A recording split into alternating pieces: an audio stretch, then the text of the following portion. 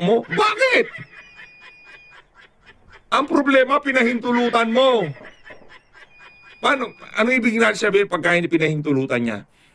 Hindi niya sinawata, hindi niya binantayan, hindi niya... Anak ng tawa, lahat na lang rinireport mo, rinireport nila sa'yo, sinasali mo sa zona mo.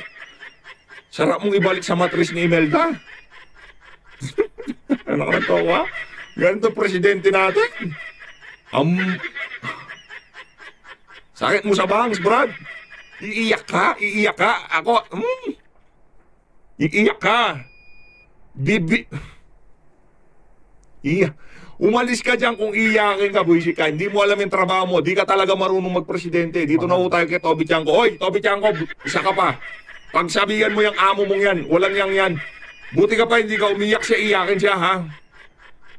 Lang yung Marcos Jr. to. Ha, walang yung Marcos Jr. to.